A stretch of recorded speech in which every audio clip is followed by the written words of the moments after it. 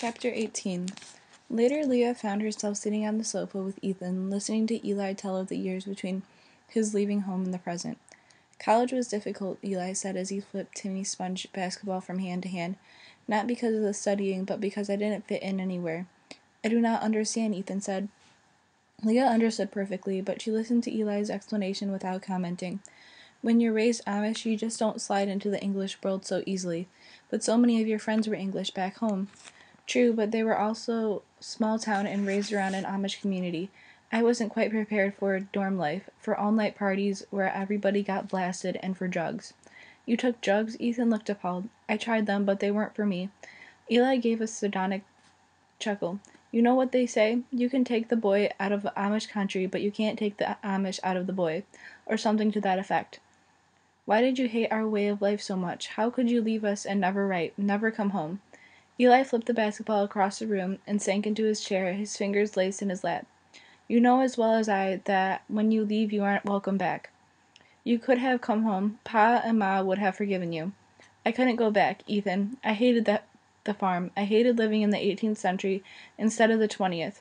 I was never accepted by other Amish boys. Books were my only true friends. When I opened a book I could escape into other worlds by myself.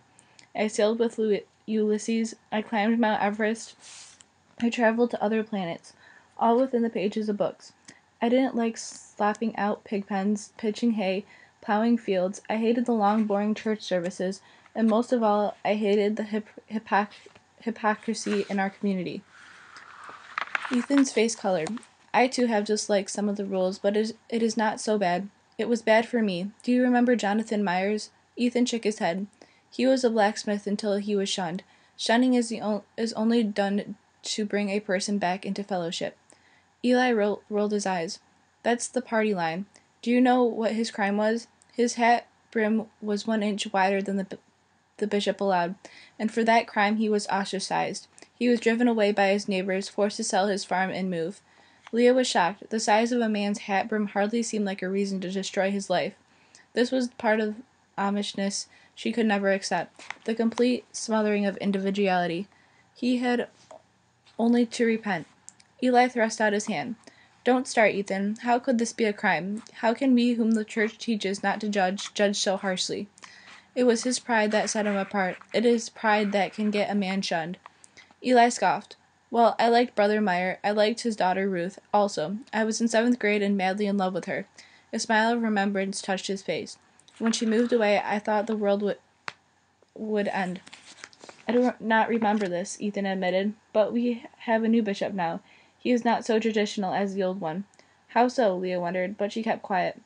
Ethan, Eli said with a sigh, it does not matter. I didn't want to live among such people. I threw myself into schoolwork. I was happy inside my books.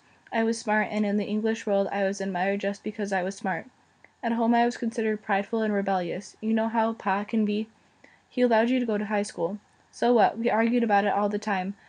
But by the time I knew I didn't want to remain Amish, I was ashamed of my backward family and their simple ways. Eli shifted forward, looking toward Ethan and Leah. Look at you, Ethan. You are just English. You are with an English girl. I know you've had the same feelings. Leah stiffened. She had often felt guilty about Ethan's decision to take this fling. If it hadn't been for her, perhaps. I wanted to help Ethan, she said defensively. He wanted to take his fling. Trying out English things and leaving Amish ways forever are not the same, Ethan said. And as for Leah, he turned toward her on the sofa. She means much to me. She has made my life happy and good. But I'm not Amish, Leah added. You don't have to keep reminding me. Turning to Eli, she said, I've had to deal with your leaving too, Eli. Your father is very distrustful of everybody English. The only reason your family allowed me to come around last summer was because of Rebecca. She must have held extraordinary power over him to have persuaded him to let you within 100 yards of his precious farm, Eli said. Pa is changed, Ethan insisted. He has suffered much over your leaving, and Rebecca's dying. I'm sorry about my little sister. I can't change that. But as Jacob Longacre's eldest son,